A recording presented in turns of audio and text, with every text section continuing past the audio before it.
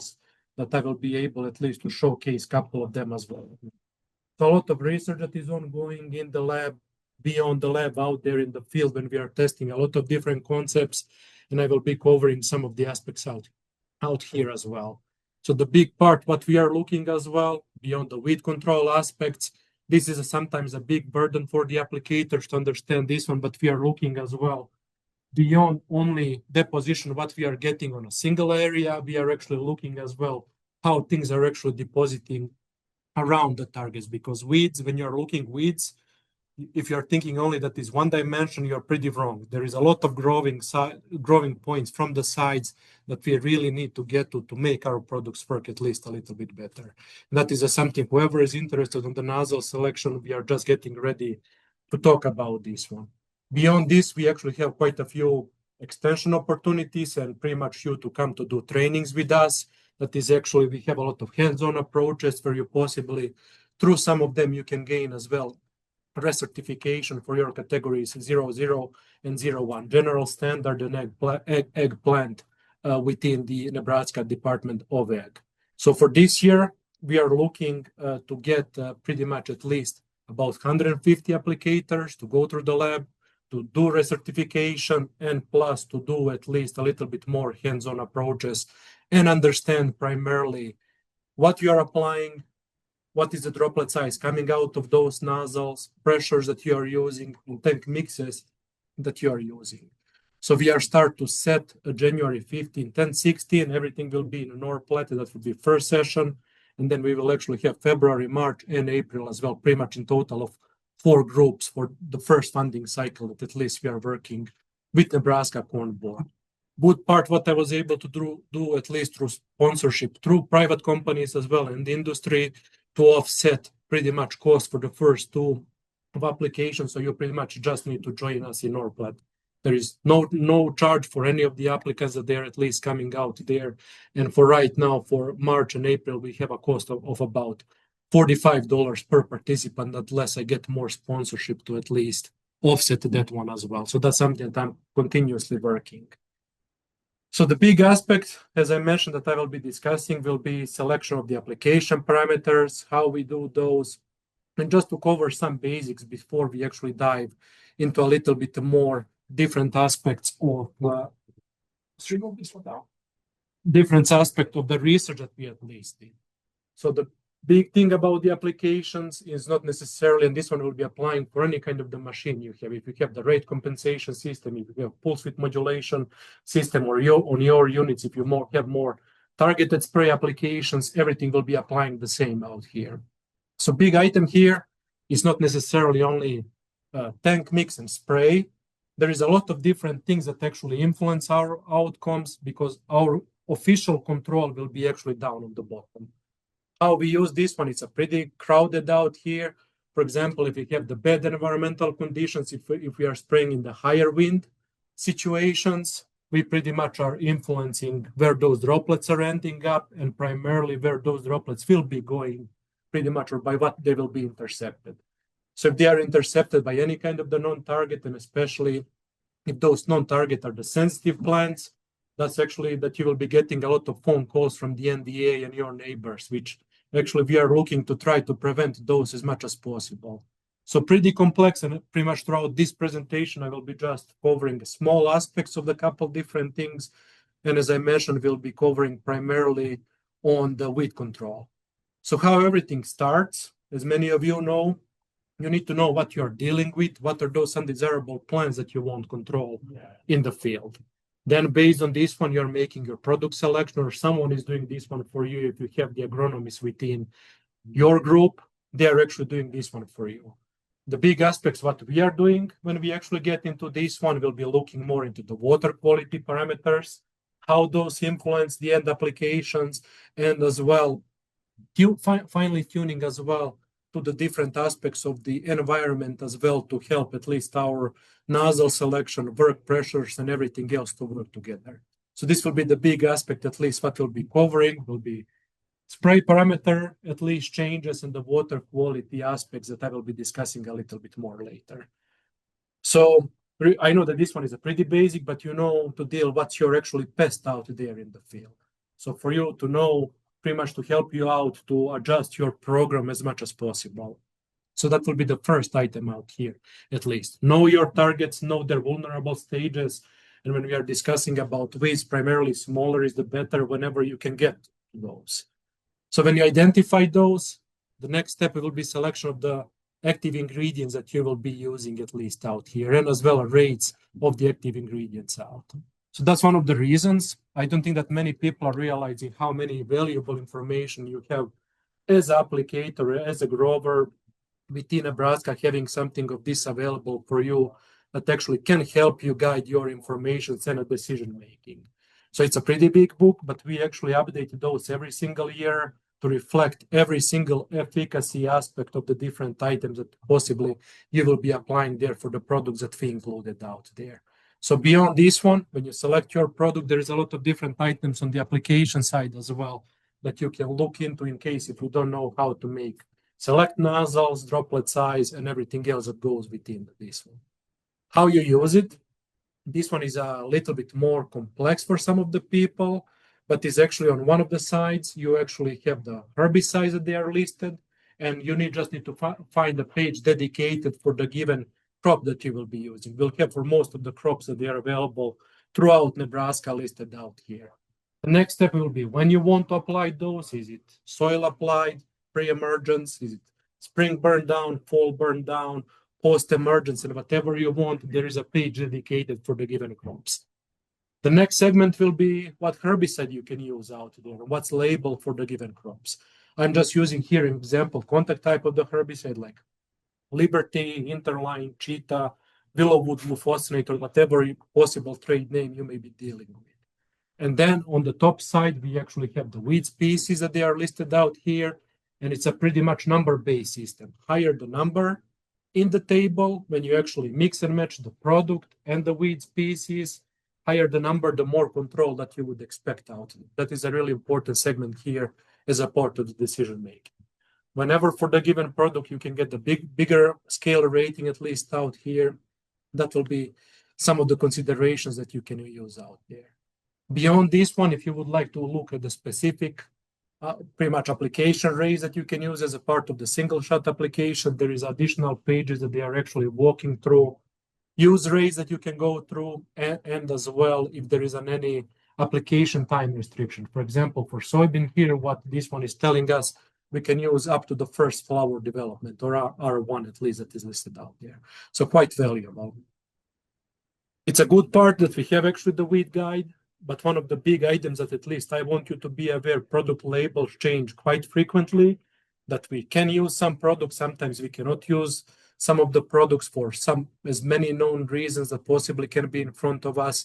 But one of the big recommendations, at least we update this one only once a year, and just be mindful in case if there is something in a discussion or in the news regarding the specific products, sometimes it's probably better to use the product label, because just having the 1 year amendments, we cannot actually capture those as if something changes. And there was quite a few of those out there.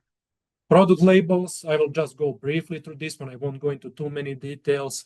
Ag use requirements, pretty much if there is anything, any restrictions regarding the applications, if there is any rotational crop restrictions. And one of the big things that at least what is listed on the product label associated with the different rates that they are recommending for use, they are just telling you whether or not something is controlled or suppressed.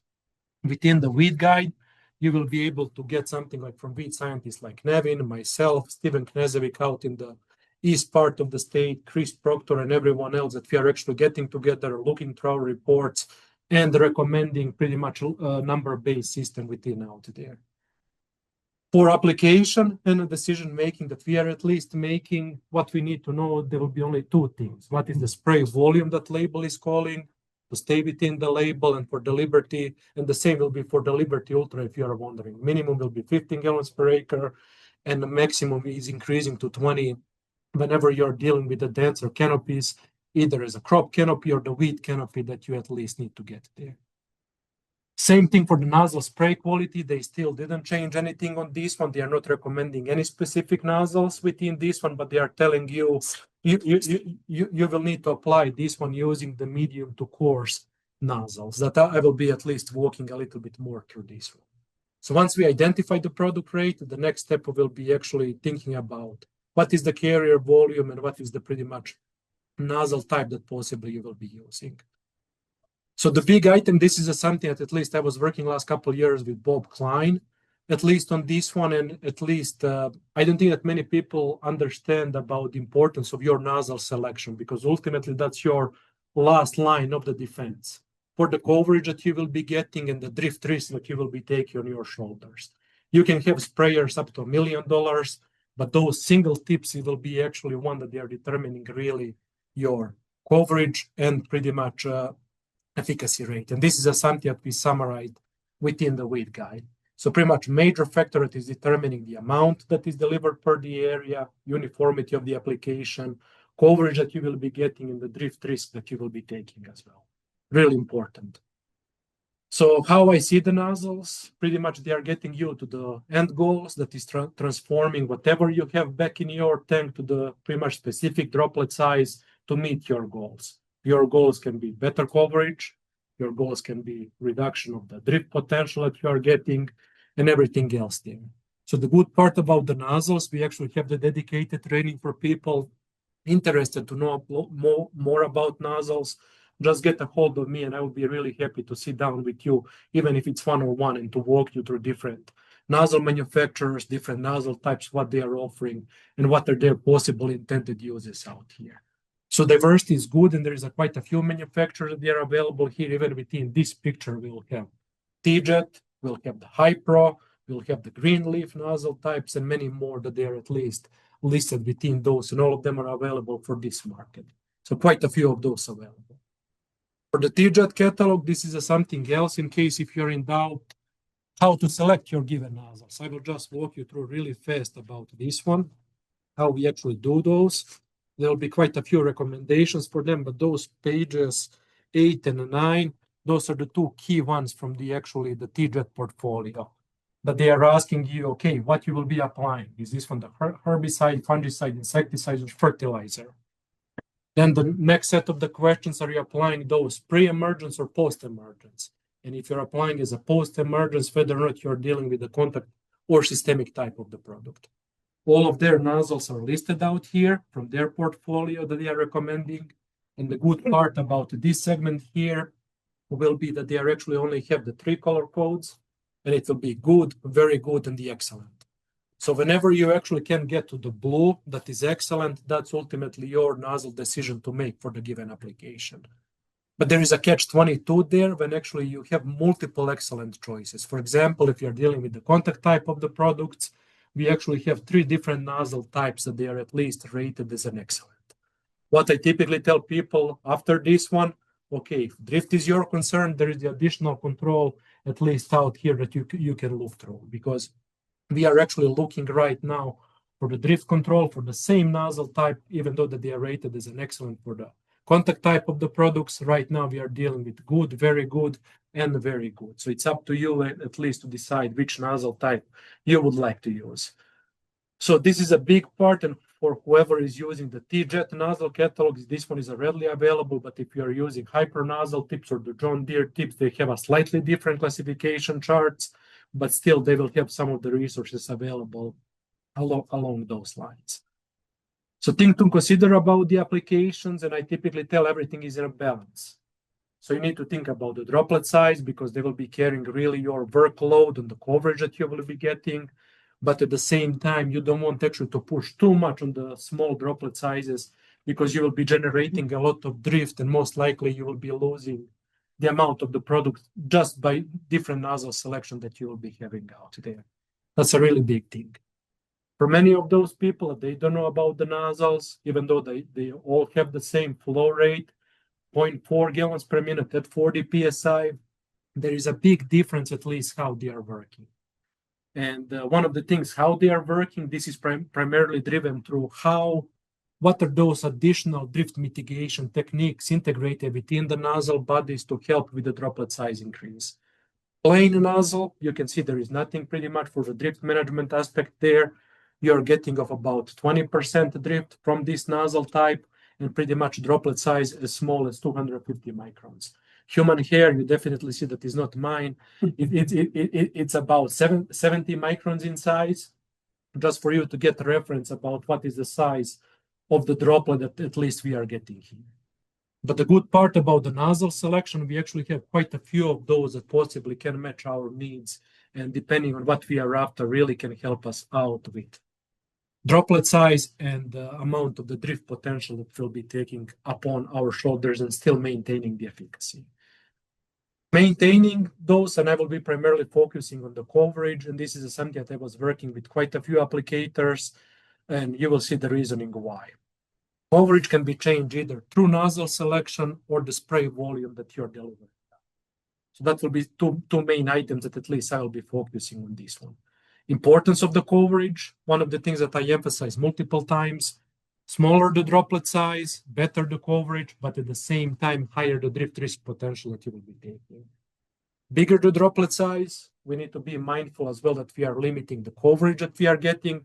Just for you to be aware, the same volume was represented on all of the 3 leaves of our given application. Just for you to have that one as a pretty good visual reference. And what we are trying to achieve will be always this middle one, pretty much that balance between coverage and a drift. So this one is pretty bad to see, but there are actually 2 gradients that they are going out here. So from the top to bottom and from the left to right. So from the top to bottom, we actually selected 3 nozzle types out here, but you will be able to see just how different nozzles are influencing the coverage. And droplet size is increasing, and we can see here that we are actually going from 29 to 13%. So really important aspects for the same carrier volume that at least what we are delivering out here is that's something that we are seeing as part of the impact out here for 10, 15, and 20 gallons per acre, keeping the same application parameters at least out here for many of the things.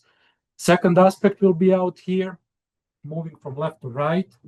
As you can see out here that we are increasing carrier volume, but keeping the same application parameters, we would go from pretty much 12, 8, and 6 miles per hour in this case for keeping the same application parameters. That is really bringing us to the trade-offs that if you want actually to deliver more of the bigger droplets out there, you will need to spend a double amount of time out there in the field.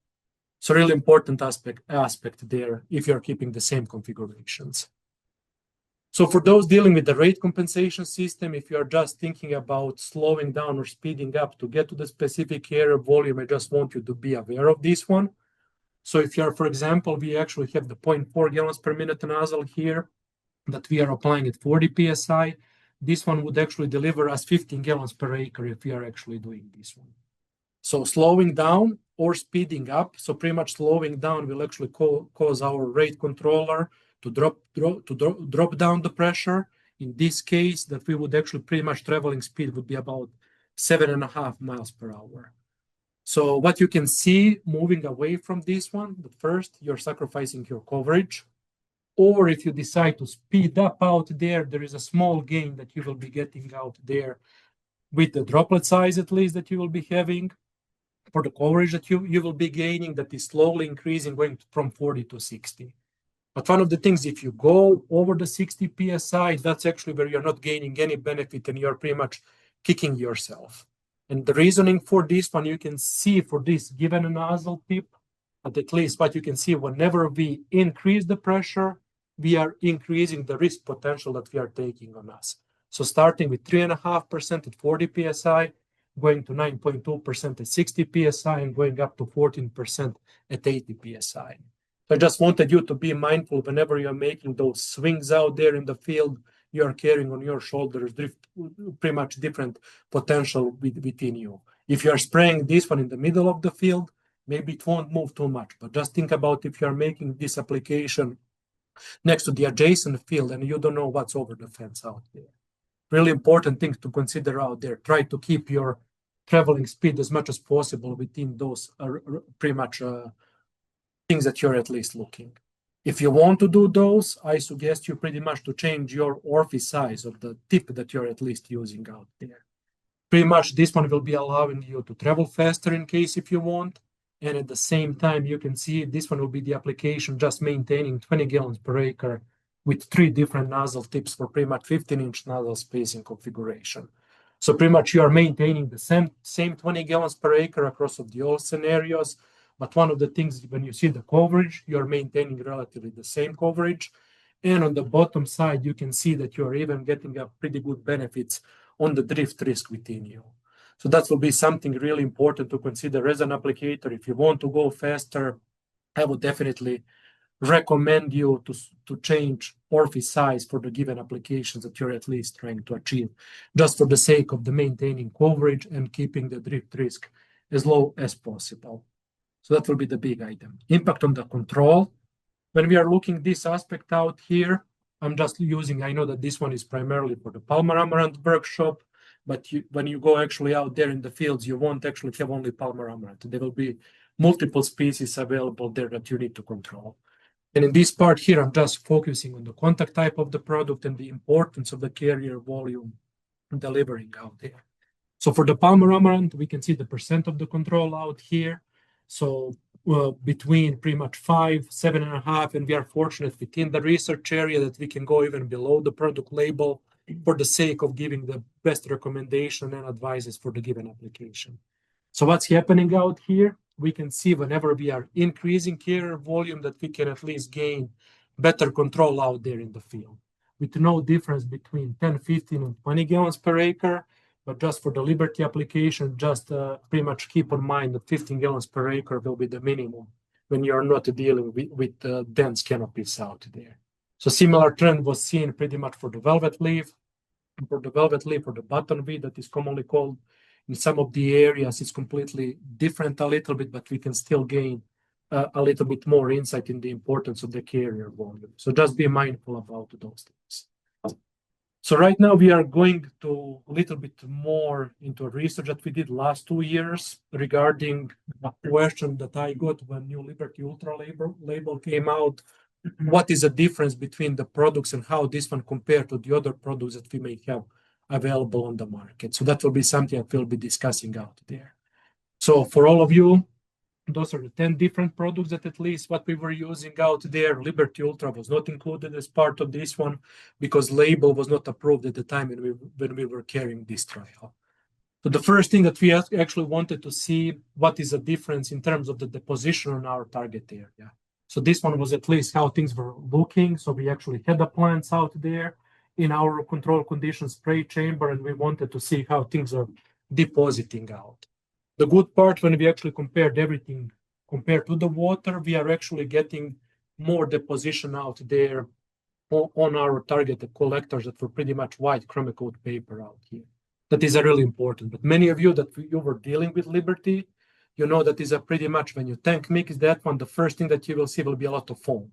So there is a lot of surfactant already there that is actually helping already us to at least get that good spread on the area that we are at least getting. So the second part that I was really curious about, there was a big marketing going with integration of the additional spray additives. And the big aspect that at least what we wanted to see out here, what is happening when we integrate different spray additives. And for this case here, I didn't list anywhere, but we use Precision Intact, at least for this one, it was at 0.5% volume per volume. So the big segment, when we integrate those, so pretty much all of the red bars, they will actually be without any spray additive, and the gray bars, those will be with an integration of the spray additive. What we can see here across of the treatments, that whenever we integrate that additional spray additive, that we are sacrificing coverage on it. Some of the things that keep in mind, this one may be applicable for some of the situations, and I would actually suggest you, if you are in a high drift risk areas, definitely consider integration of the spray additives. We'll keep contain those smaller droplets together, even though that you sacrifice on the coverage a little bit, and that's at least what you will be seeing at least out here. What arm did you have? So it was Intact from Precision. It was applied a 0.5% volume per volume. So the big aspect right now, what we actually observe for the coverage, and this is something that I'm referencing for all of the treatments that we tested out here. we actually had the Palmer amaranth, we had the common water hemp that is a dominant for the eastern part of the state, and we actually had velvet leaf as well, part of the treatments, and we actually didn't see any of the differences across of the spray solutions that we at least tested here. So right now it's getting to the point what you want at least do out there in the field. So the segment about those different spray additives, the different spray additive that we included out here didn't play the role in this one, but I still want you to be mindful in case if you need to mitigate drift as much as possible, I would definitely recommend at least integration of the spray additive.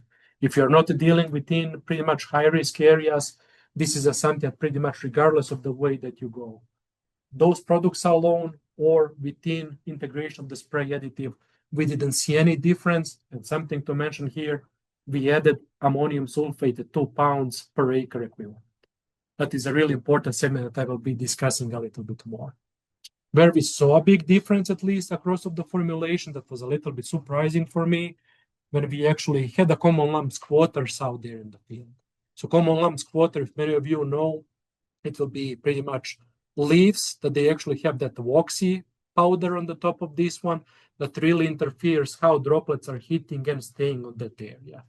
So what we were able to see, at least for this aspect here, there was only one formulation out of the 8 that we tested here that actually benefited from the integration of the spray additive.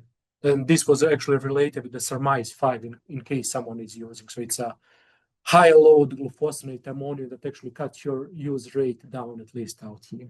So that will be the only situation where we actually saw the importance of integrating additive that pretty much gets you from a 60% control to pretty much going up to almost 98% of the control. So really important segment on the weed species that you're dealing with in the field. And if you have lump squatters out there, can really be stepping stone for their effectiveness in case if you are using this specific product out there. So I forgot to mention at least one more important segment regarding the use rate. All of the product that we use here, regardless of the load, everything was actually set to be equivalent to 32 fluid ounces per acre of the Liberty 280 application, just to keep pretty much fair comparisons, apples to apple, across of the all products. So something just at least aspect out here. Visually to see this one, you will be able to see this first picture. So pretty much the top one will be actually without any spray additive, and the bottom one will be with spray additive. That you can see for many of those, for some of them recovery is starting, but we actually harvested those 21 days after application, versus whenever we actually integrate the spray additives out here, that we are actually having a little bit less regrowth, except pretty much that we are seeing with this last formulation that I referenced, that we observed pretty high recovery rate out there. So the next question that I was asked last year and a half, it will be a role of the AMS within the glufosinate application. That will be the big aspect, at least what I will be referencing right now. So when we are looking at the glufosinate product comparisons, that will be one of the aspects at least that we did just recently completed on the Palmer amaranth at least populations. And this one was actually solely derived through different modeling. But I just want at least, I don't want you to be focused on many of those numbers. So this one will be associated with the Liberty Ultra application, and 1X rate was set at the 24 fluid ounces per acre. All treatments applied pretty much at 15 gallons per acre and at 30-inch nozzle spacing in this case. The first aspect that we actually wanted to compare difference between 2 different nozzle types, single fan nozzle and the dual fan nozzle. Single fan nozzle was AIXR, and the dual fan nozzle was actually TTJ 60-110-04. So it will be just one pointing straight down, or second nozzle pretty much one pointing forward, the second one pointing backward.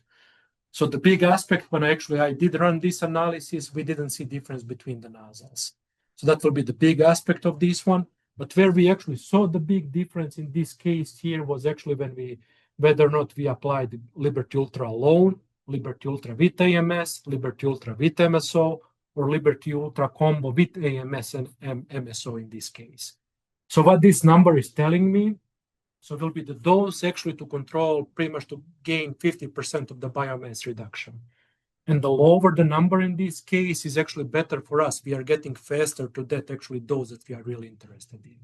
So what we can see when we integrate AMS within those, it will be an AMS actually used here was equivalent to all of them. It was 2 pounds per acre equivalent, but we actually can cut 3 times those of the pretty much Liberty Ultra. That is showing us the benefit of AMS integration.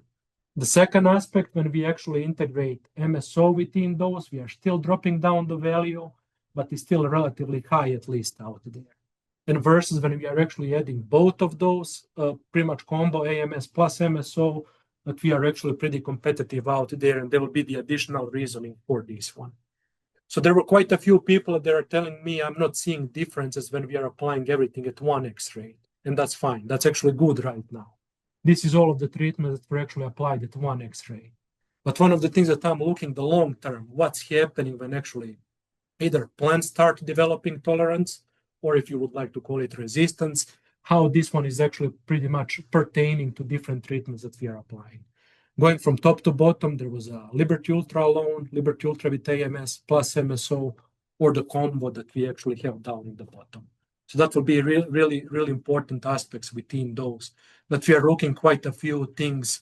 What's happening when you include one aspect versus you exclude the other aspect, how that one possibly can influence your control longer term. This one is something that I'm in a discussion with BASF about this one because actually raised pretty big questions for all Liberty Ultra users. So the big aspect out here that I'm presenting will be actually within the driftable fines. And when you see at least out here within the different aspects within those, that you will be able to see that whenever we actually spray AIXR, for example, or TTJ nozzle type with water, this is the amount of driftable fines that at least that we are gaining there. Whenever you integrate the Liberty Ultra aspect within the dose, you are actually increasing the percent of the driftable fines. That is a little bit more concerning for me because for the end users, for the applicators, they need to know that they are actually carrying the higher drift risk potential with them.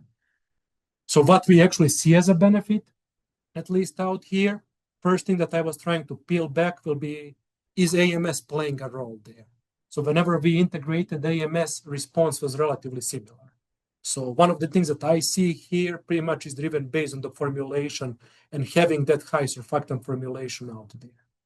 Good aspect, at least within those, what we can see, whenever we integrate the MSO within those tank mixtures, we are actually cutting down the driftable fines out there. And if you are one that is using at least one plus Liberty Ultra for the given applications, pretty much label will be calling for integration of the MSO, high surfactant methylated seed oil, and everything else that possibly you will have there. This is one of the items that at least I'm going right now and working together just to increase the awareness of the people using the product that may not be compatible with the given nozzles that we are currently using for this given application. This is just pretty much some highlighted at least what we have. Finally, getting into one of the aspects regarding the water quality and the efficacy. So one of the things that for water, regardless how clean it looks like, there is a lot of things that we cannot see out there. So that will be things that at least what we are looking. Common scenario, if you are aware about this one and that we actually know from the past as well, interactions with glyphosate with the hard water. And within our area, we are at least 320 plus ppms of calcium in our water. So that will be the pretty much big aspect within those. And the last aspect that I will be discussing, at least out here, the research that we done, how things is actually influencing either the glufosinate applications or efficacy of the other mode of action products that we will be using. So the question that I will be at least answering right now to all of you, I got quite a few at least emails from the Hastings area that people were asking and thinking about integrating those big reverse osmosis, pretty much purifying plants to actually make those applications happening out there.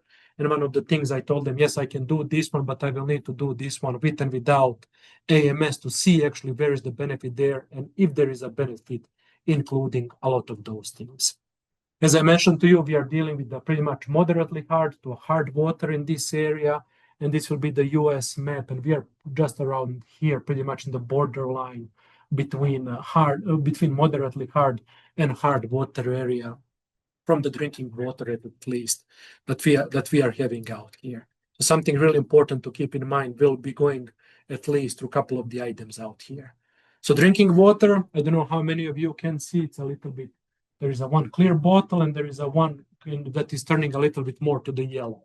So just keep in mind that everything that will be referring right now will be only hard water, not necessarily all other impurities that possibly you can get if you're taking something from the surface water or whatever at least you have. So no turbidity or anything else out here. If you're dealing with pretty much impure water or something that is changing color, be mindful about this one. That one may influence your efficacy quite a bit because it's not only minerals that are actually influencing your application, can be as well other impurities that possibly will be binding to your products. So I'll be diving a little bit more into the comparison between the hard water and RO water, and I will keep this one pretty much sweet and short. First case that we'll be diving in will be for the Palmer amaranth, and the efficacy is what we did. Similar thing that at least what we saw out there regarding the nozzle selection, we didn't see the big nozzle selection within the Liberty, at least one in Liberty Ultra applications, either applied alone or in pretty much in combinations. Importance of the water as an effect, we didn't see much differences out there, but this one is pretty much dealing with about 244, I think, 344 ppms of calcium, and pretty much compared to the reverse osmosis that actually had 0.2% of ppms of the calcium within the water. Where we actually saw the difference was between the active ingredients, so there was no difference when we actually either use pretty much Liberty Ultra or at least one Liberty Ultra in this combo. Liberty Ultra was applied 24 fluid ounces per acre, and at least one was applied at 32 fluid ounces per acre. Where we saw a little bit of the downside between those was only when we actually when we only use at least one, where we actually get about 94%, which is most likely for your case even good out there in the field from the practical standpoint, but statistics just picked this one up at least within this scenario that we tested. So all of those treatments as well contained 2 pounds per acre AMS, and whenever we used MSO, we actually had this one at 16 fluid ounces per acre. Milosh, Yes. what kind of temperature issues are you seeing with using Liberty and its efficacy? Like high temperatures, between high and low temperatures. So high temperature, at least many people would like to see this one, and there was a kind of the discussion between some Canadian colleagues about 150. They're using as a threshold 150, kind of the degrees of relative humidity and temperature to make product work well. That's at least kind of the low humidity. That's a little bit challenging to make it work. And that's actually where we need to consider integration of either humectants or different kind of the oils actually to help keep those efficacy quite up. So really important, those where we actually see the challenges. Dry environment is a little bit challenging to work with the Liberty. Really important point to consider. For this one, what we did, everything was under control conditions, and we actually had trial out there in the field where we didn't see much differences now in an or flat. Again, I know that this one is a Palmer amaranth workshop, but at the same time, I just want to bring to attention where we actually saw those differences. So pretty much for the common lumps water, in case if you're dealing out there in the field, across of the different nozzle types and different water types, pretty much hard water plus AMS, reverse osmosis water, reverse osmosis plus AMS. For the at least one application across nozzles and pretty much types of the water that we tested out here, we didn't see any difference in terms of the control. Same thing was actually observed even when we actually had the tank mix between those two. There was no difference between those two, and most likely if you are looking more to pretty much with resistance management, most likely this one will be the good post options that will help at least capture broader spectrum of weeds. Where we really see the difference for the Liberty Ultra application, that is actually tying back to the story to include actually AMS within your applications, that you can actually see that we are gaining of about 68% on the average, 67% on the average between two different nozzles, at least out here when we we are just applying hard water without any AMS. And when we actually include as a part of this one AMS, we are actually increasing our weed efficacy out there. Building up on this one, whenever we actually had the reverse osmosis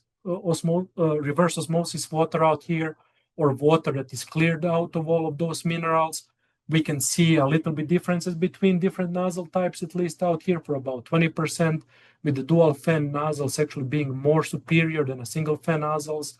And one of the big aspects out here that I at least want to say at least whenever we integrate the reverse osmosis water plus AMS, that was actually not different from our hard water treatment, at least for this case that at least we have for the Lumsk water. So what we really see between those two, and especially if you are looking at the dual fan nozzle, if you have the hard water out there, you will need to consider integrating the AMS within those to increase your efficacy. Between those two different nozzle types, pretty much whenever you're dealing with the reverse osmosis or reverse osmosis plus AMS, we didn't see any add-on benefit.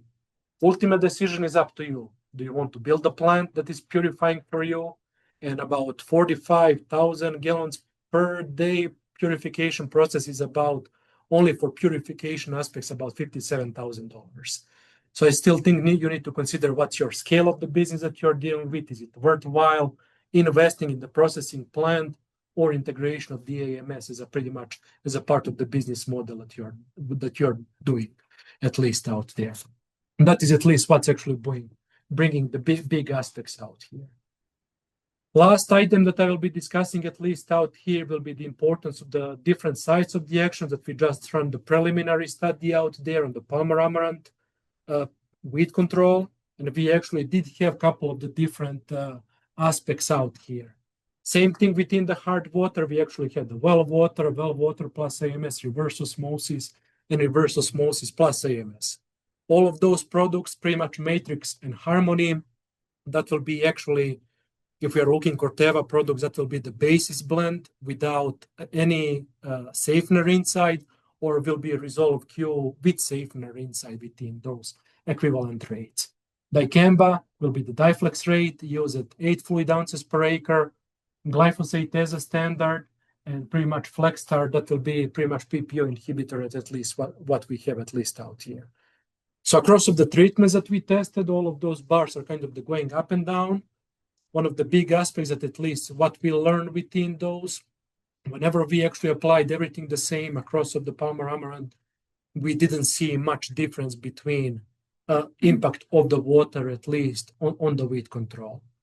That's something to be mindful. Yes, we didn't see impact out here, but I always want to go back to the Liberty Ultra story as well. Depending on which product you are using, can be really impactful on your end goals and the results that you will be getting in the field. So it's really case specific, and I just presented here the Palmer amaranth. We did actually different Apocosia populations.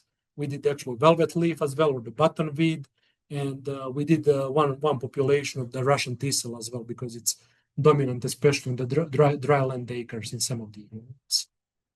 So within this one, I don't think that I will be discussing. I will still have about. I will just keep this segment within this one, so at least I can have time for questions. But one of the things I want to bring up, at least the importance of the decision making, especially for the Palmer amaranth, at least what we at least have out there. So the ultimate goal is to have everything pretty much controlled, all of the grow points controlled, regardless how you get to this one. In case if you would like to evaluate your application methods and everything else, get connected for us, so at least we can have a discussion and trainings about this one. The challenge whenever you make, let's call it, bad decision within those, if you just burn the top, there will be a lot of different growing points coming below from that growing top that possibly will create the additional 4 plants that you will need to control. If you are spraying outside of the ideal growth stage, even if we are spraying this one of about 3 to 5 inches, at least for the most things, that at least what we were doing, 3 is always better, but at least we actually have a small period up to 4, maximum 5 inches to get those weeds quite controlled.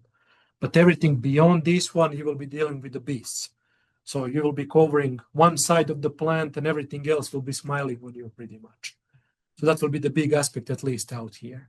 Some of the things that was at least when we did a cultivation for some of the points as well, that one can be catch-22 as well. If you don't set your cultivator right, You'll be laying your plants down, maybe top will be affected, but the bottom one will pretty much just go up and start growing. So that's at least my first hand experience with at least this one.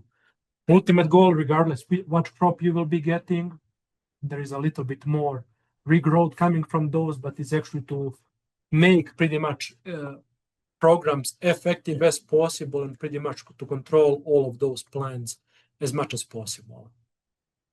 I will finish with this one here. I know there was a lot of information out there shared with you, but at least just something to be mindful, at least within everything that we did, at least right now. Be mindful about the application, how you are doing, what you are doing, and if you are willing to do any kind of discussions about things that you may be applying in the field, I encourage you to at least attend our trainings out there in North Platte, that they are starting January 15th and 16th. And possibly if you are even applying for a certification right now, that's possibly that you can use through those trainings as well to get recertified either as a commercial or a private applicator. So we have option for both. And with this one, I will be pretty much opening for any questions. We'll still have about Awesome. 10 minutes for those, and then we'll go to this one. What have you tested the Case IH pulsating system? We didn't go to the specific systems, but we were actually testing different systems independently and their solenoid valves and the droplet size and everything else. So the pulse width modulation system, and I don't know if everyone is aware of those. So it will be pretty much everything that is actually controlling your output through the nozzle. There will be one solenoid valve that is actually pulsing. And one of the good things, at least within those systems, it's actually helping you across of the wider range of speeds to maintain the same PSI, and only that is controlling will be that pulsing that is either going more intense when you're driving faster or kind of the lowering that cycle to a slower one when you're actually doing slower. The big impact, at least within those systems, what we can see, I can tell you the optimum range will be probably about 40 to 90% of the duty cycles where you're not having any influence on the droplet size, and plus it's allowing you to go wider speed ranges. Is there any specifically why you asked that question, why we did? Well, we say a tremendous improvement. Yep. Control. Yes. Main reason is at the end rows, starting and stopping, at speed with your other machine faded. So beyond just spraying the edges of the field, you actually have the good capabilities for overlap control and turn compensation as well. Because when you're thinking about the sprayer 120 feet, if you're spraying in a circle, your outside is always moving faster than your middle. So across of your entire boom, pretty much system will know actually where is every single nozzle located out there, and you are keeping your application actually constant throughout your boom. If you have the rate compensation system, whenever you're making those swings, your outside will be always making the lower carrier volume can go as low as 7 gallons per acre from your initial rate, and the middle one actually can be pretty much of about 20 plus gallons per acre if you're comparing that one. So you will have the pretty big gradient across of your spray boom. I did those quite a few calculations, so definitely big improvement comparing to the rate compensation systems. We got any other questions? So you're saying 4 inches is a max for Palmer? Depending on which products you're using, 5 you can get by, but you will need to have a combo, most likely systemic and contact in a tank mix. Yes. Be taken into consideration, you just count the top, you're talking a little bit into the ground where some of the growing points are still below ground.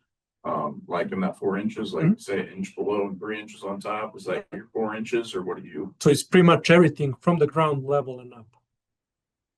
Because that's mostly where we'll actually have those auxiliary or sleeping buds. Yes, root we will have something out there, but with mostly of the systemic products, they actually have a pretty good actually translocation even to the roots. But if you're dealing with the contact type of the products, if you don't get even to those, even 1/4 of the inch or 1/2 of the inch off the ground, when you're dealing with the bigger plants, they can start tree growing there. Even in our cases, I was able to see even where we actually had old cotyledons, where we actually had the scars, they started from out there growing. So pretty important thing out there. If you're relying only on the contact type of the products, definitely I know 20 gallons per acre is pretty painful for the application rates and the times that you will be spraying there, but don't go below 15. That's what I can see right now.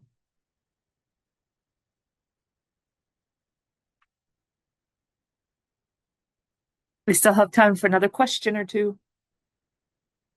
Anything else? Just a reminder, don't forget to take Yeah. some we could even, of like, the guides and TJET catalog as well from now. Cool. Right. Thank you, Nilo. Thank you all.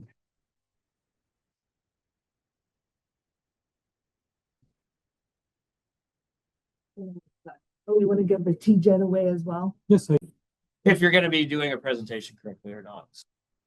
Alrighty. Yeah, we're good. I'm good. Give everyone a chance to sit down if they want, but.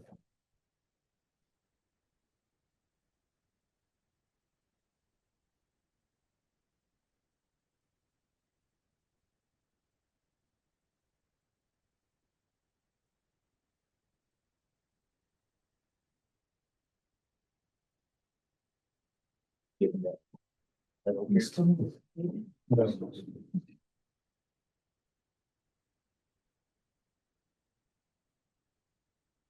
All right. Perfect. Alrighty, so as you can tell, I don't wear a lot of red. Kind of means I'm not affiliated with the University of Nebraska. So the stuff that we're going to be talking about today does not necessarily, it may or may not match the views or viewpoints of the University of Nebraska today. It may or may not even match the viewpoints of Bear Crop Science. They're going to match generally what I feel are good vibes, and those are the views of Roger Farr. That's myself. My name is Roger Farr. I'm the principal. This is a new title for me. So principal field agronomist within Bear's R&D group here in Western Nebraska, as well as Eastern Colorado and some other fun pieces of the High Plains. But we're going to focus primarily on Western Nebraska today for what we're looking at. University folks, I apologize for the long lead up of this. Have been getting all sorts of fun questions about our new product, allegedly new product, diflufenican. This is going to be a new management strategy or new tool for management of Palmer amaranth in both corn and soybean here in the state of Nebraska, as well as Eastern Colorado and Kansas. Looking to get some label registrations here with the government shutdown and all other fun things. Don't necessarily have a label, so we don't have a label for this product yet. You're going to see a lot of fun warnings in here telling you, telling you that this is not a registered product. Please don't be finding some in the road ditch and spraying it all over your cornfields. Not that there's going to be a whole lot hanging out in the road ditch or not locked up any place, but till we get registration, hopefully here in the next few weeks, then we'll start worrying about that fun side of allocation and movement of product. But this is mostly just going to be a presentation dealing with how we feel the best use is going to be for diflufenican or Conventro, as well as some of the data that we have for Palmer amaranth management with this product. So that being said, we have some forward-looking statements, looking at when this gets registered, if this gets registered, things like that, not necessarily saying that it is registered. I got this has to go all the way up to St. Louis and then back down to just me in North Platte. So you have to think about all the levels of people that have to look at it to legally approve it. We have to talk about this beforehand on how it's not a registered product, but can be. So a little bit about what we're looking at today for a discussion. We're going to talk about the concept of diflufenican or Conventro. We're going to look at what this looks like in corn and soybeans, as well as a few parting comments and some frequently asked questions that I've been getting a whole lot about with the lead up to the launch of this product. So diflufenican, SC500 is how it's going to be used in termination here, or in terminology here. It's designed to be a new tool for management of Palmer amaranth within corn and soybeans. So we talk about Palmer amaranth a lot with it. This is really a targeted herbicide that we're bringing to the market from the European Union. We have registration in Europe, Australia, even some concepts that are being tossed around in Canada as well. So if the European Union is utilizing it, it means it's probably relatively safe. And then if the Australians are using it, it means it works. That's kind of how I see it in the grand scheme of things. Australia is the Florida of the world, and it has the things that don't die. And then the European Union likes to be safe. So we're bringing it over there for primarily palmer amaranth management. It's really a one-trick pony in terms of spectrum of weed activity. You're not going to get much outside of the amaranth spectrum. Unfortunately, if you have a crop that is an amaranth, you're probably not going to see any use of that product in those crops. So our target crops are going to be corn and soybeans. We have additional crops under evaluation. We have some local extension folks that are also looking at different crops as well to try to get expanded labels and try to have some more fun with it. But at this point in time, we're going to focus primarily on corn and soybeans with this initial registration. We talked in depth with Nevin's presentation today about sites of action and utilizing multiple sites of action. This is going to be a group 12. Group 12 might sound weird to y'all because we have not had a group 12 herbicide for the use in corn and soybeans before, at least within the United States. We have one group 12 that is utilized in aquatics and cotton in the Mid-South. This is not the same product. This is a different product altogether.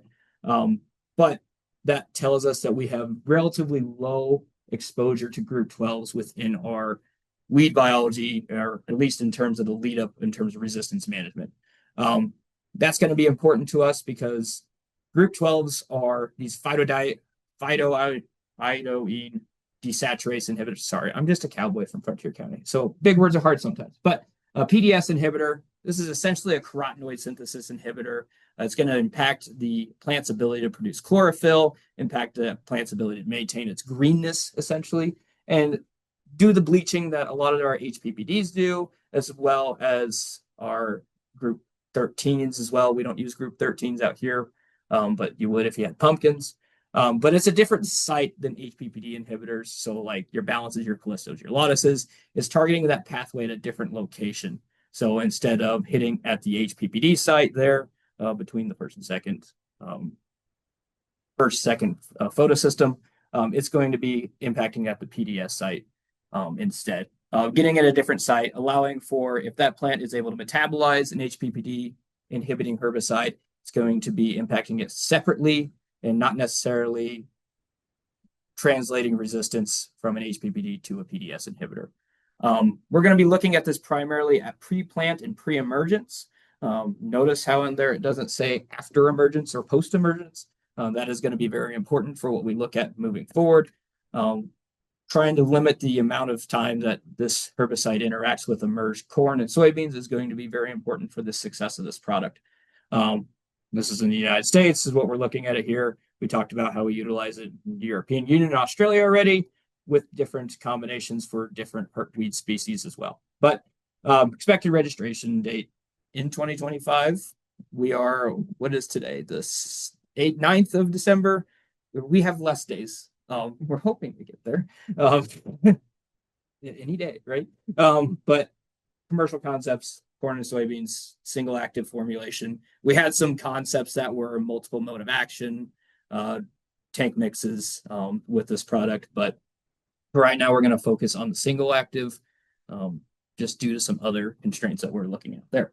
If you do get this registered and all that, you're only going to have probably demo product this year, so it won't be till like late 2026, 2027 till you have it for sale. Or if we can get registration here relatively shortly, we look to launch it in a controlled allocations to retailers next spring. So based on what I've seen, this is something you have to have a discussion with your retailers about. Certain retailers will have it in certain quantities is what they're basically looking at through the agency model there.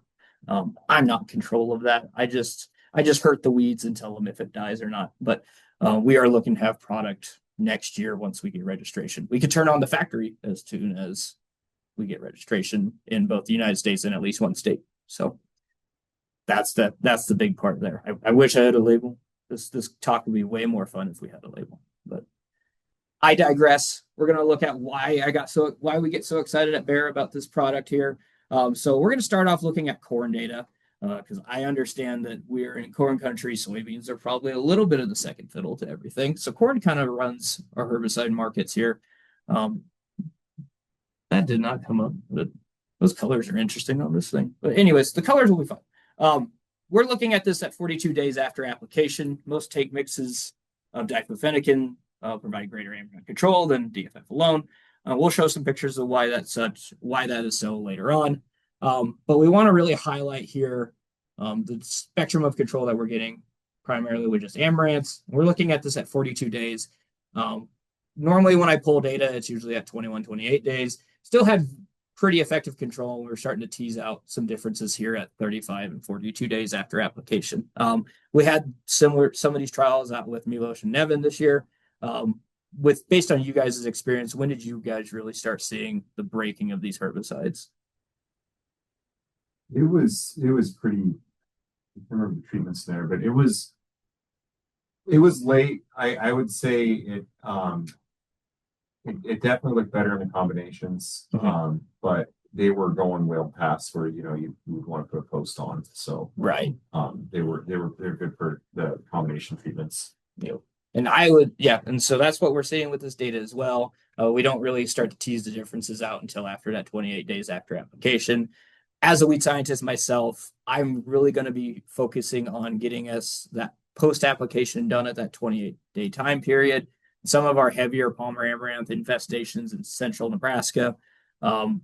This is more or less not necessarily a one-pass program. This is a tool to get us to that second pass in the program, a tool to get us to that first post pass, where we're not necessarily seeing the breaking of herbicides early on in the season like we are without it. We are seeing clean fields up to that 28 days where we can make that residual application. Just like we discussed with dry beans earlier today, if you're able to overlap your residuals and not have emerged weeds at time of application, you're going to have a lot more fun time with your overall herbicide strategy, regardless of what crop you're in. So as we look across here, we see the diflufenacin by itself, just hanging out, being groovy at 81% control. It's not necessarily what we want to see. Then we can compare that to the tank mixes there. So we have Harness, which is acetochlor. You can throw in really any acetochlor at this point. I imagine you would see very similar results, as well as the Harness and atrazine, and as well as the diflufenacin plus the Harness Max, which is acetochlor and mesotrione. So these two treatments here are going to be your three-way tank mixtures. And when we talked earlier today, having three effective modes of action for Palmer amaranth management is going to be paramount for long-term sustainability of a herbicide program. So utilizing something like a Harness Extra, Degree Extra with or in combination with your diflufenacin, you're going to have a fun, fantastic time for weed control. You can say the same thing with your Harness Max and diflufenacin as well. As we move on here, we see a little bit more reduced weed control here. Red lights don't show up on the TV screen. That's okay.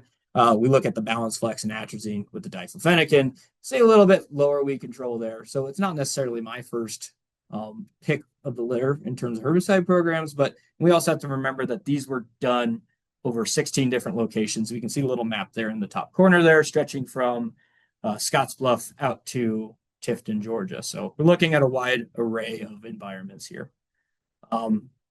Looking at general broadleaf control outside of amaranths, you really start to understand why we really recommend Friends in the tank with diflufenacin. We really start to see a reduction in total weed control when you look at other broadleaves outside of the amaranth species. And it gets even worse when you look at grass. You see really across the board here, really poor control with DFF alone. Once you had some Friends in the tank, that's where you start picking up actually really any control of most of your other broadleaf species. And we'll look at some pictures of this. So this was from 2023 out in Iowa. You can see here with the non-treated, all sorts of fun pigweeds emerged, hanging out, being groovy there in the non-treated. And then as we start to go with different additives into the tank mix, so diflufenacin plus isoxaflutol, or diflufenacin, isoxaflutol, and atrazine, we really start to pick up a lot of that control there, start picking up more of the Palmer, really seeing the leveraging of this as a part of the system as opposed to leaning on the one product by itself. Looking here, so this is some of my data from 2025 out in Gothenburg, where I do a large share of my research. We can see non-treated, we have all sorts of bristly foxtail, we have all sorts of other things hanging out there, primarily the Palmer there. As we get to the diflufenacin at 1x of the soil type, you're starting to see a lot more of the grasses still kind of poking through there. We're not catching many of the grasses at all, actually, but we are getting a large amount of the Palmer out of there. This was I didn't put a DA. Yep, 35 days after application. Yep. And so, but once we get to the degree extra or the harness max by itself with the DFF, we really start to see that improved control as a part of the system in general. We look here at Yuma, Colorado. So we have a site out there in Northeast Colorado where herbicide programs like to fail. We're looking at a relatively sandy soil. I like to think of it as being on the beach of Lake Mac in terms of the soil texture there. Organic matter is less than 1%, and our pH is well above 7.5. So if there's a place for herbicide programs to fail, it's going to be at Yuma at the Irrigation Research Foundation. And so we can see here, this is 28 days after application, kind of about that time where I want to be making that first post-application to try to have a full weed management system. And we can see the difference between the non-treated diflufenacin by itself. You can see the general green hue in between the rows there with the DFF. That's the sandburr starting to poke through, as well as a few Palmer amaranth escapes. And then as we move to diflufenacin plus harness and atrazine, which is essentially a degree extra type product, really cleaning it up very well. Looks very clean at 28 days after application, not having to worry about weeds that are taller than a beer can or pop can at that point, excuse me, and worrying about getting all those growing points when we do a post-application. Looking at it 42 days after application here, we didn't do any posts. We kept this growing about as long as we could until we got hailed off there at Yuma, like we usually do every year. We see the non-treated and the diflufenacin by itself looking very similar, mostly because of the intense pressure from the sandburr that we're starting to poke through. We're still seeing that diflufenacin plus harness and atrazine treatment holding really well. Strong long-term residual here. This would match very well to a situation where I like to have, I don't necessarily like to have it, but it's what happens to me a lot on my farm, where I call the retailer to get a post-application done at 28 days. Weather happens, things happen, people are busy, and you don't get the sprayer out there until 35 days. I'm still feeling rather confident at this point in getting a strong post-application there where I don't have a lot of tall pigweed poking through the system. So it's not necessarily, this is just more or less reiterations of it's not going to be a one-pass program, but it's a program that allows us to get a successful two-pass program. This was some work done out of Scotts Bluff with similar treatments out there at the Panhandle Center this year. We can see similar structure to the pictures we had before. We had the non-treated diflufenacin 1X, DFF plus harness and atrazine, and then we had just harness max and atrazine by itself. So we're going to really see what the big influence of diflufenacin is here. Not necessarily super evident here at 35 days after application, but once we get to 42 days after application prior to the hail event, we really start to see the differences here. Seeing the non-treated as compared to DFF by itself, we see a lot of pigweed starting to poke through it just because it needs some help. It needs some friends to the party. But once we have the tank mix partners there on that third picture, we really start to see the clean persistence throughout the field. And then we can compare this back to our standard herbicide treatments without the diflufenacin, and we're seeing strong control still. Do want to highlight the crop response as a part of this. Speaking with some of my colleagues in academia in the South, we're kind of at the point, at least in the crops down there, when we say the South, I think the Mid-South with Arkansas and Mississippi, where the days of no crop response are likely behind us. So mitigating as much crop response as we can is probably going to be important with any new herbicide that we bring forward. And that's what we're trying to do with Conventro. We do want to be upfront and say that you may see a little bit of crop response out of it. So we look here, diflufenacin and all these DFF, including treatments at 28 days, we are seeing some crop response. We're going to show some pictures of that just so you understand what you're seeing.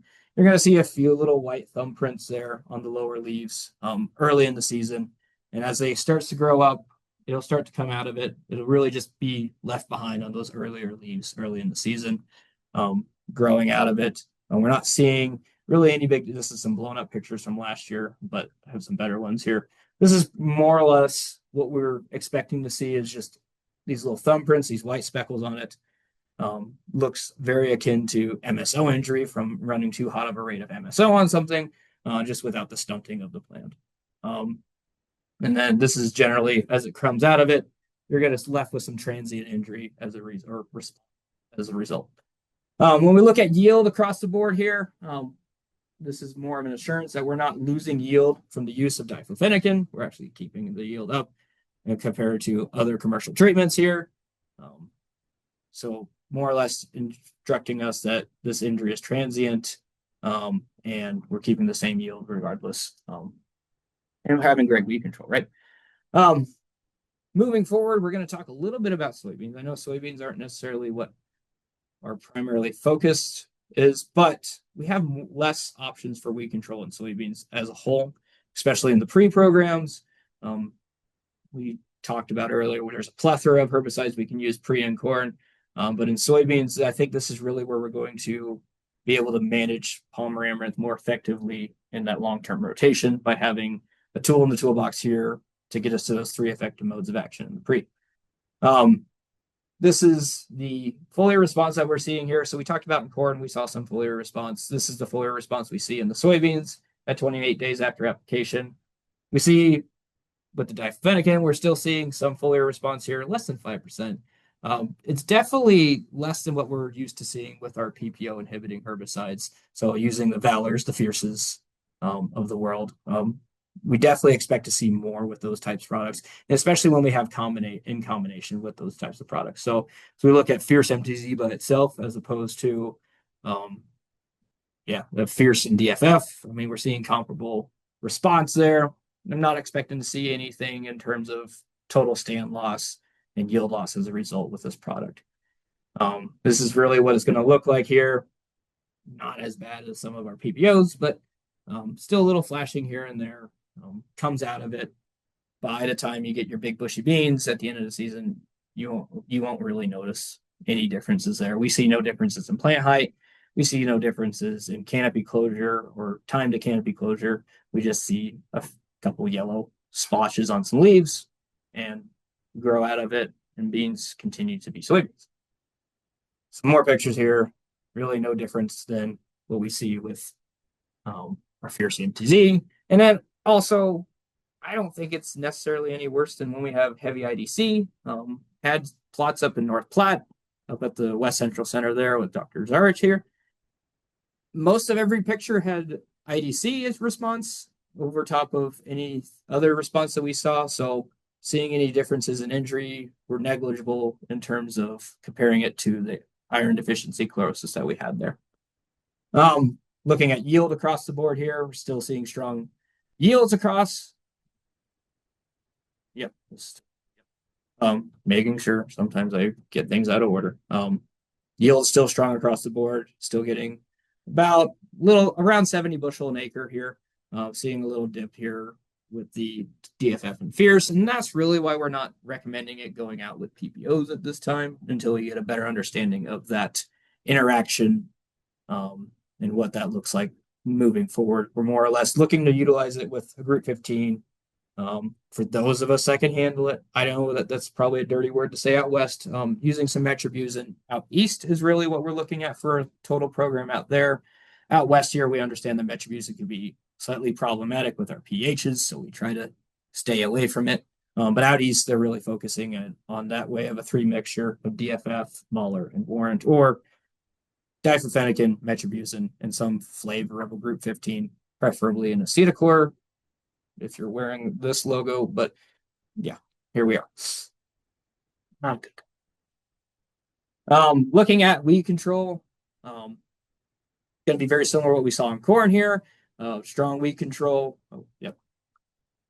Strong weed control when we have take mixtures of this product, not necessarily when it's by itself here. So as we look across the board here, this is at 42 days after application. Most of the time with soybeans, we're getting our post applications done there at 28 to 35 days. We're seeing strongest activity when we have a 3-way mixture here. So like I said, diflufenacan, metribuzin, and a group 15 here, as well as in that 7th take mixture there of diflufenacan, metribuzin, and peroxysulfone. Those are probably our strongest take mixtures that we have is when we have a 3-way. Everything else with the 2-way take mixture is still looking very strong. And within, at least with these two, we're still seeing statistically insignificant with the 3-way there, with the metribuzin or the acetochlor. In terms of general weed control, What we've seen in pictures in 24 and 25, really emphasizing the point that diflufenican is not a grass product. You need to have something else in the tank to manage your other weeds besides Palmer amaranth. And so adding other things in the tank are going to be detriment or paramount for weed control in the future. So by itself, you're going to be disappointed. It's going to be like when we pulled Roundup out of our tanks in 2020 when glyphosate got up to whatever it was per gallon. We all pulled it out of there, think we were going to save a few dollars, and then we were overrun with weeds and like foxtail and velvet leaf. It's going to be like that if you decide to use DFF alone. You're going to have a lot of problems that you forgot about when we've just started focusing on Palmer. More or less the same here. Looking at non-treated premixes with different partners here, and compared to with and without the use of DFF, we see a few more weeds here. Actually, some poorer stands with some of those fierce or that aggressive PPO and metribuzin take mixture. Keeping the stand there, seeing some crop response, but transient and moves away over time, and then having stronger Palmer control longer in the long term. With that, is there any big questions here, just in general about the weed control, the tank mix partners, and things like that? You mentioned high pH. What about low pH? Do you see tie-up or anything like that? Not necessarily at this point in time. This isn't very, with this product in itself, we're not necessarily seeing any differences in pH, even at high or low. We will get to that actually here in just a little bit. So it's more or less driven by organic matter and soil texture is what we're going to look at for things that influence efficacy. Yeah, so we had it there in Yuma. That pH didn't seem to harm it very much. When we have it in more mellow soils in central Nebraska, we don't see really any big swings there. Haven't played with it a lot in 4s, but I don't get to a lot of 4s. But they did utilize it in Georgia with some anion exchange capacity type soils. So places where we had more anions than cations. And it did get interesting there, but you're dealing with something that's so oxidized. You're getting tie-up, you're getting aluminum toxicity and things like that. So those were some things we still need to flesh out down there. But in general, what I've seen across the state of Nebraska, or at least in the Central Plains, the 4s that we have in some of our dry land, stratified soils, we're not seeing any problems with.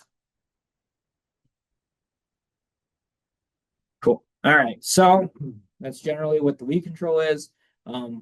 This is pretty much a slide that's going to be most of my frequently asked questions that I get for this product. This comes from the EPA's website. You can find everything that we find there on the EPA's website and do a little digging. I'm sure you'll find it. So like we said, diflufenican has been submitted for registration as Conventro herbicide, Conventro, SC500, things like that. Those are brand names, but currently there's not a label for it in the United States. So taking this information and running and saying that we can apply it everywhere is not true. There's a draft label for the molecule. It looks like this. This is what it would look like if you were to go to Public Now, find the document there. This is where we derive most of this information from. This herbicide is new enough, just like Liberty Ultra. It's going to have the new ESA and PULA language on there for needing to have so many points in terms to have an application that's going to satisfy Environmental Species Act requirements, as well as off-target mitigation. I can't say for sure what those points are going to be, but it's something to keep in mind where we have all these new herbicides. We're going to have new registration restrictions. Also, when we look at here, we don't have a registration number on it yet. Tells us as well we don't have a label. Corn and soybean rates will be basically based on a matrix, like we talked about, how everything is basically going to be tied down to organic matter and soil texture. If you have a more finely textured soil, so think your clay, silty clay loams, the nice stuff that we have out east, you're going to be able to run a higher rate. You're not going to have as much tie-up or you're going to have a little bit more tie-up within the soil, so you can run a higher rate.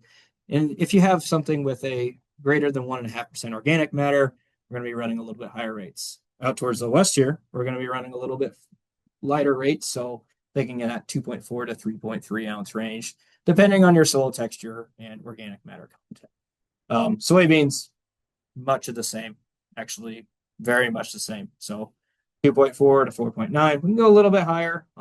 Need a little bit on some of those more clayey soils with higher organic matters, but those are really the big things that we're looking at it there. That's the big things that I've been asked with this product is what are the rates going to be? It's going to be a very low use rate. For the bulk of us, it's going to be in that 3.3 to 2.4 ounce rate. Unless you are getting somewhere into that silty clay loam soil above 1.5% organic matter. There's a lot of folks that, well, as we get further west here into the western tier counties of southwest Nebraska, we tend to forget that sandy loam, anything with sand in it is going to be listed as a coarse soil, and our organic matters are not near as high as we think that they are sometimes. And I've ran into that issue a few times, but generally out here, we're in that 1.5 to 2. So knowing what your organic matter is going to be very important in terms of rate structure on this product. So parting comments, what we have here today. So we're developing this product. It's going to be coming very soon, we're told. And then these trials that we've done, we've shown that this is very durable and very strong at managing Palmer amaranth within our different cropping systems, whether it's corn or soybeans, especially when mixed with another friend, like an atrazine or a group 15. We're selective in soybeans, really only getting the Palmer amaranth. Don't expect to manage anything else outside of it. We're going to do some ongoing development to evaluate performance, looking at some different concepts, and maybe get some different ideas here moving forward. But at this present, this is what we're seeing. Take general questions. I didn't take the whole hour. I didn't know how long I was going to have. No, you're good. So You're good. I wanted it to be quick, easy, and not just beat you down with talks about chemicals all day. So take questions. Yes, sir. What is Syngenta and Corteva and BASF developing? That I don't. I don't hang You out. guys don't try to look at what the competition is doing? I have ideas of what they do, but I mean, I don't necessarily look across there to see what they're doing in terms of developing new chemistries or things like that. We talk, but I can't speak on what they do. I would love to, but I don't get to. Do we have any more questions for Roger? What is the rotation safety? Yes. I was hoping I would get a rotation question today. So it depends on the crop that you're looking at. But primarily we are generally concerned with the dry beans and the sugar beets out here, right? So we're looking at 18-month plant back to those two crops. That being said, I think that we need to do some further looking at some crops in general. I'd have to look to be sure what they're actually going to land on the small grains. I didn't double check the small grains before I came here. So small grains and sunflowers, I don't have a whole lot of concerns about in terms of plant back restriction. We're labeled in small grains in other nations and other markets. But the dry beans and the sugar beets for sure are going to be the two watch outs on that. I think for sure sugar beets are going to be 18 months.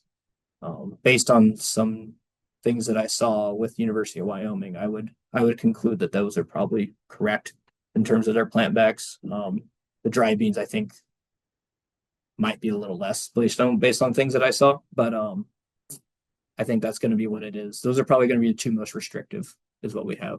Everything else, I would imagine a next cropping system or next cropping season. Yeah. So yeah, like probably, yeah. By the time you're planting your milo, we should be well outside of that plant back restriction. What about cover crops after soybeans? Yeah, with the small grains, I think we're going to be fine with those as well. I'd have to double check to see if it was a 4 or 6 months on those. It'd be a fall. Yep. Right. And so I think it's going to be within that 4 to 6 there. Can't fully speak to it where it's not out. But I think it's in that 4 to 6 month range is where we're looking at it with that. So that should allow us to have the plant back there. As we saw grass data with this product, I have no qualms with anything being planted as a grass behind it. had very poor control on grass. I don't see how it would control a rye plant or an oat. Radishes. Radishes are probably one thing I haven't considered. Nebraska's may be questionable as well. I haven't looked at our canola data for plant back to tell me what radishes would be. But that might be problematic as well. Didn't take into those account. I apologize.